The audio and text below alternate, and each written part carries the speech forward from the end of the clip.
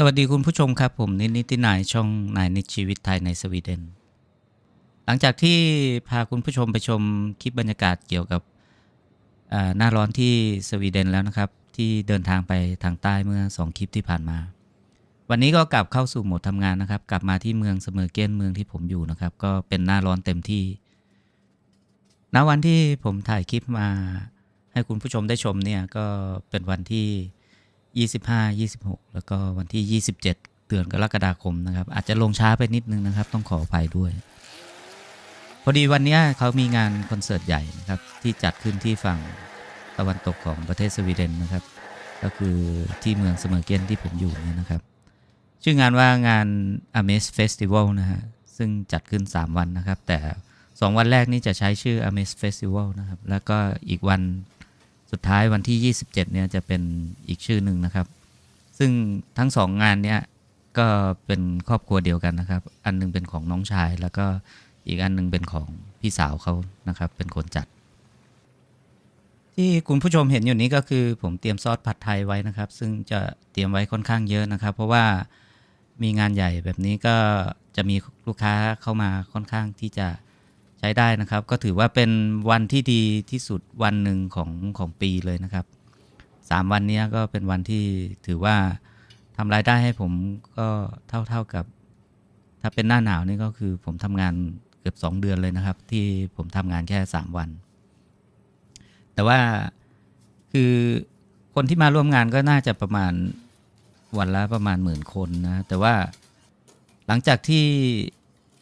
คนที่เขาจัดงานเนี่ยเขารู้ว่ามีแต่ร้านผมที่เป็นร้านอาหารที่อยู่ใกล้กับงานมากที่สุดเนี่ยแล้วก็ผมอาจจะได้อานิสงส์จากลูกค้าหลังจากนั้นมาปีถัดๆมาเขาก็เลยนำร้านอาหารเข้าไปขายข้างในนะครับแล้วก็มีกฎไม่ให้อ่าคนที่มาเข้างานเนี่ยมาชมงานมาเที่ยวงานเนี่ยออกมาข้างนอกนะฮะก็คือถ้าใครเข้าไปในงานแล้วเนี่ยออกมาข้างนอกก็คือสละสิทธิ์ไปเลยซึ่งก็ทำให้ผมก็ได้รับผลกระทบนิดหน่อยนะครับก็คือไม่ได้ลูกค้าเยอะมากเท่าที่ควรนะครับเพราะว่ามีร้านอาหารข้างในแต่จริงๆแล้วก็มีคนชวนผมเข้าไปขายในงานด้วยเหมือนกันนะแต่ว่าผมคิดว่าในเมื่อร้านผมเนี่ยกับงานที่เขาจัดอยู่เนี่ยมันอยู่ติดกันกับเขาเลยแค่50 เมตรนะครับแล้วผมจะต้องลงทุนซื้ออุปกรณ์เพื่อที่จะเข้าไปขายในงานแล้วก็ต้องหาคนมาช่วยงานมากขึ้นในเมื่อเราก็อยู่ข้างหน้าเขาอยู่แล้วเราก็เอาเท่าที่เราทำได้นะครับแล้วก็รับลูกค้าเท่าที่มีนะครับเพราะอย่างน้อยเนี่ยเราก็ได้ลูกค้าเพิ่มขึ้นมากๆเลยจากที่เป็นวันปกตินะครับสำหรับวันงานแบบนี้นะครับผมก็จะไม่ทำกับข้าวเยอะนะครับผมจะทำแค่3เมนูนะครับเมนูไหนหมดก่อนก็ตัดออกไปเลยนะครับจะทำแค่3เมนูก็คือมีผัดไทยแล้วก็มีแกงพะแนงแล้วก็จะมีไก่กับไก่ทอดกับซอสส้มนะครับซึ่งขายดีมากๆนะครับแต่ว่าที่เน้นหลักๆเลยเนี่ยที่จะหนักสุดๆก็คือผัดไทยนะครับส่วนแกงเนี่ยพอตกดึกมาผมก็ถ้าหมดแล้วก็คือจบเลยนะครับแล้วก็เน้นที่ผัดไทยเพราะว่าคนส่วนใหญ่เข้ามาเนี่ยเขาจะเลือกแค่ผัดไทยนะครับเราก็เลยโอเคในเมื่อเขาอยากกินผัดไทยเราก็ตามนั้นไปเลยนะครับเพราะว่าช่วงปีแรกเนี่ยที่ผมมาเริ่มเปิดร้านที่นี่นะครับผมทำเป็นแกงตักนะครับเป็นคล้ายๆข้าวแกงนะครับข้าวกล่องมีกับข้าว5อย่างมีทั้งปอเปี๊ยะมีอะไรอย่างเงี้ยหลายๆอย่างใน1กล่องนะครับแต่กลายเป็นว่าลูกค้าไม่ชอบนะครับอยากจะกินแต่ผัดไทยแล้วก็ผมก็เลยว่าโอเคในเมื่อเขาเรียกร้องหาผัดไทยเราก็ตัดอาหารที่เราจะต้องเตรียมเยอะๆเนี่ยหลายๆอย่างซึ่งต้นทุนมันสูงกว่ากันเยอะเลยนะครับพอผมมาทำแบบนี้แล้วนะครับเป็นกับข้าวอย่างเดียวแล้วก็ตักใส่กล่องสำเร็จไปเลยแทนที่จะทำกับข้าว5อย่างให้เขา1กล่องเนี่ยให้เขาเลือกเอาว่าเขาจะเอาอะไรอย่างเงี้ยเสียเวลาทั้งจะให้เขาเลือกแล้วก็ทั้งเสียวัตถุดิบไปค่อนข้างเยอะเลยนะครับแต่อันเนี้ยคือเราสั่งวัตถุดิบมาเพื่ออาหารจานนั้นโดยเฉพาะแล้วเราก็ขายตามที่เราทำออกไปนะครับซึ่งมันก็ควบคุมต้นทุนได้ค่อนข้างที่จะเยอะ แล้วก็อีกอย่างหนึ่งเนี่ยอาหารที่ผมทำเนี่ยผมไม่ได้ขึ้นราคานะครับผมใช้ราคาปกติเลยไม่ฉวยโอกาสขึ้นราคาในวันแบบนี้นะครับ หลังจากที่เราตักกับข้าวขายไปสักพักหนึ่งนะครับตอนนี้ก็เป็นเวลาที่คนเข้างานกันเรียบร้อยแล้วนะครับซึ่งก็อย่างที่ผมบอกว่าคนที่เข้าในงานแล้วไม่สามารถที่จะออกมาได้ก็เลยทำให้ผมไม่มีลูกค้าออกมานั่งที่ร้านนะครับระหว่างนี้ก็พอมีเวลานะครับช่วงประมาณทุ่มถึงประมาณ4 ทุ่มเนี่ยก็จะเงียบนะครับทุกปีจะกำหนดได้จะรู้เวลานะครับผมก็เลยมาเดินดูบรรยากาศนิดๆหน่อยๆนะครับสังเกตดูว่าคนเข้างานเนี่ยก็เยอะนะครับปีนี้แต่ว่าพอดีว่าวันนี้มีนักร้องดังนะครับที่เข้ามามีค่อนข้างที่จะมีชื่อเสียงมากนะครับก็คือซาร่าลาสันนะครับซึ่งเป็นนักร้องหญิงที่เคยร้องเพลงประกอบงานฟุตบอลยูโรเมื่อรอบที่แล้วนะครับก็เลยมีคนมาสนใจเยอะนะครับแต่ว่าส่วนใหญ่คนที่มีครอบครัวเขาก็เข้าไม่ได้นะครับเด็กเข้าไม่ได้ก็เลยกลายเป็นว่าคนมาออกันอยู่ข้างนอกนะครับเพราะว่าในงานเนี่ยเป็นสนามฟุตบอลนะครับแล้วก็ข้างนอกเนี่ยก็จะเป็นโขดหินเป็นเขานะครับคนก็เลยมานั่งดูคอนเสิร์ตกันเต็มเลยนะครับตรงภูเขาซึ่งลูกผมกับแฟนก็ไปดูนะครับซึ่งลูกผมเขาอยากดูซาร่าลาซันนะครับเขาก็เลยไปอาศัยยืนที่เขาดูนะครับจากบริเวณจัดงานเนี่ยมาที่ร้านผมก็จะอยู่ห่างกันประมาณ100 เมตรนะครับซึ่งก็จะมีแค่ร้านผมนะครับที่เป็นร้านอาหารที่เปิดอยู่ปกติทุกปีเนี่ยจะมีรถฟู้ดทรัคนะครับมาจอดข้างๆแต่ปีนี้ไม่เห็นมานะครับแล้วก็จะมีร้านอาหารที่เข้าไปเปิดอยู่ข้างในก็ค่อนข้างเยอะนะครับซึ่งผมก็ได้รับเชิญเข้าไปอยู่เหมือนกันแต่ว่าผมไม่พร้อมนะครับไม่มีความพร้อมที่จะขยับขยายนะครับก็เลยเอาเท่าที่หน้าร้านตัวเองรับไหวนะครับซึ่งเราก็หลังจากที่เราว่างกันอยู่สักพักนะครับช่วงประมาณทุ่มถึงประมาณ4 ทุ่มกว่าๆเนี่ยเงียบมากๆหลังจากนั้นนี่ก็จะเริ่มมีลูกค้าทยอยกันออกมานะครับซึ่งแต่ละคนนี่ก็จะเมาแอออกมาเลยนะครับ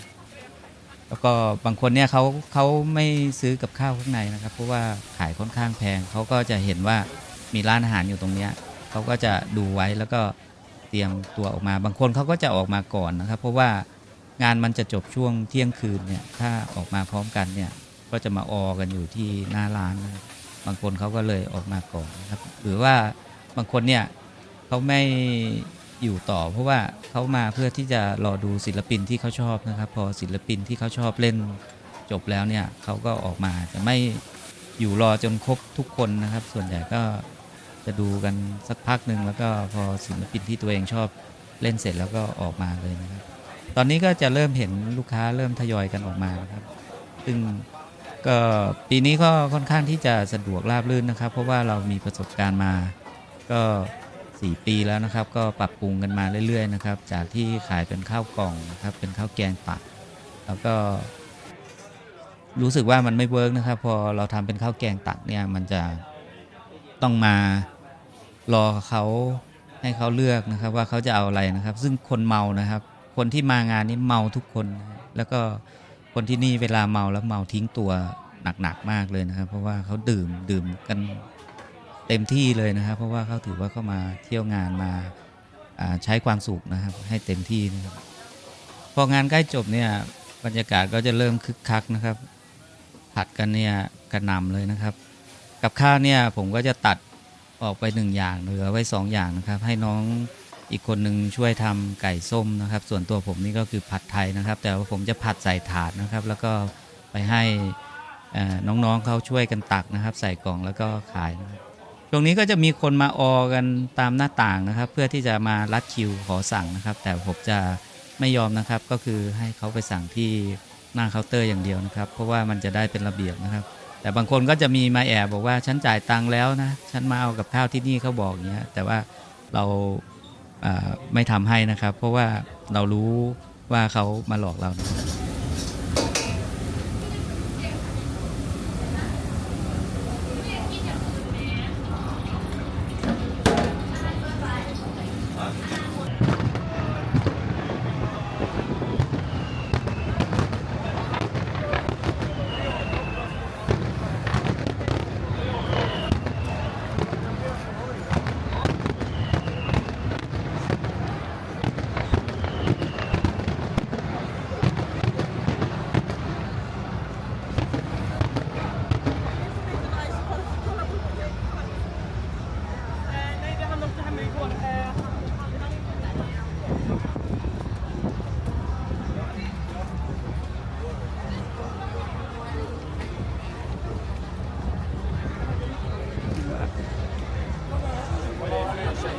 แซ่บปะ แบบแบบ อร่อยมากเอาเอียงนี่ เอาไทยเห็นดี ใช่ ๆไอ้ยังน่ะ ฮะเอาไปลง YouTube โอ้ยพวกป่าภาษา เอาไทย whatever it's okay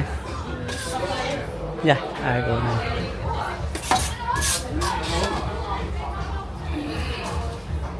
เหนื่อยปะเหนื่อยไหม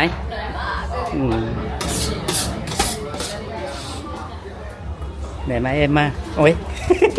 เดือดร้อนสู้ๆ พองานจบเนี่ยคนก็ออกมานะครับช่วงเที่ยงคืนนะครับก็จะมาเต็มกันอยู่ แต่ก็ไม่ค่อยเยอะนะครับ เพราะว่าปีแรกๆเนี่ยตอนที่เขายังไม่มีร้านอาหารที่เขาไปขายข้างในคิวนี้ยาวมากเลยนะครับคิวที่แบบหน้าร้านผมเนี่ยต่อคิวรอกันเนี่ยยาวแล้วก็ยืนพัดกันต่ออีกประมาณชั่วโมงหนึ่งนะครับลูกค้าถึงจะหมด แต่ว่าพอหลังจากที่เขาขายกับข้าวในงานแล้วเนี่ย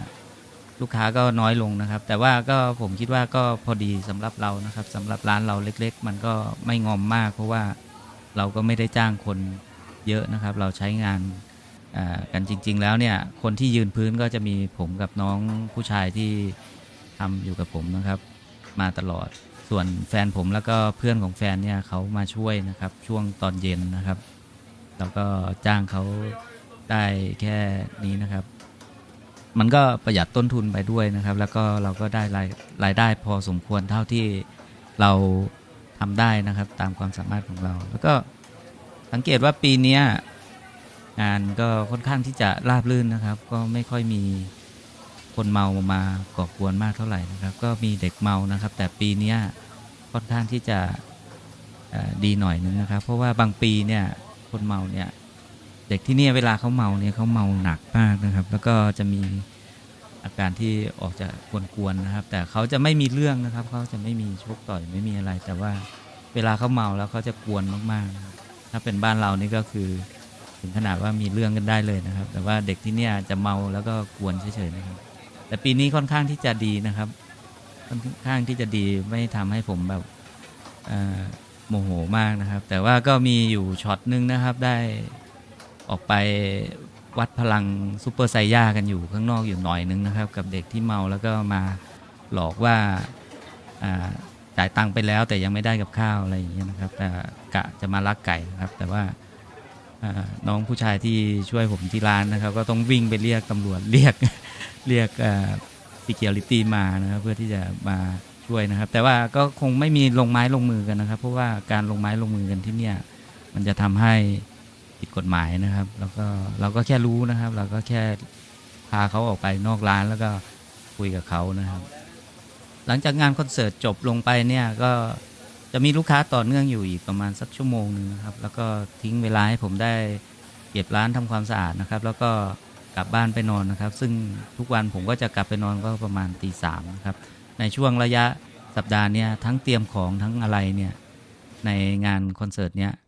จะใช้พลังงานไปค่อนข้างเยอะนะครับผมรู้สึกว่าผมจะน้ำหนักลดไปถึง10 กิโลเลยนะครับใน3 วันหลังจากลุยงานหนักกันมาเต็มที่นะครับ2 วันพอมาวันที่3เนี่ยเป็นว่าไม่มีคนมาเที่ยวงานคอนเสิร์ตเยอะมากเท่าที่ควรจะเป็นนะครับแล้วก็คอนเสิร์ตที่จัดเนี่ยของวันสุดท้ายเนี่ยเขาจะปิดไวนะครับก็ปิดประมาณ4 ทุ่มก็เลยทำให้เราได้ผ่อนแรงลงไปค่อนข้างเยอะนะครับแล้วก็สรุปว่าก็ไม่มีคนมาเยอะเท่าที่ควรนะครับสรุปผมก็เอากับข้าวที่เราทำไว้ค่อนข้างที่จะเยอะเพราะว่าเราเหนื่อยเราต้องการกลับบ้านก่อนนะครับผมก็เลยเอากับข้าวเนี่ยมาให้ทีมงานที่อยู่ในงานคอนเสิร์ตนะครับฟรีนะครับเพราะว่าเราก็รู้จักกันนะครับเพราะว่าเจ้าของงานเขาก็ลูกเขาก็เป็นเพื่อนรุ่นเดียวกับลูกผมนะครับที่โรงเรียนก็มาถึงช่วงท้ายของคลิปแล้วนะครับก็ขอบคุณคุณผู้ชมทุกท่านที่เข้ามารับชมนะครับแล้วก็อย่าลืมเข้ามาติชมแนะนำกันได้นะครับพูดคุยกันผมจะเข้ามาตอบนะครับ สำหรับวันนี้ก็คงต้องจบไว้แค่นี้นะครับ ขอให้คุณผู้ชมทุกท่านเจอแต่สิ่งดีๆในชีวิต แล้วก็มีความสุขมากๆนะครับ ไว้เจอกันใหม่ในคลิปหน้าครับ สวัสดีครับ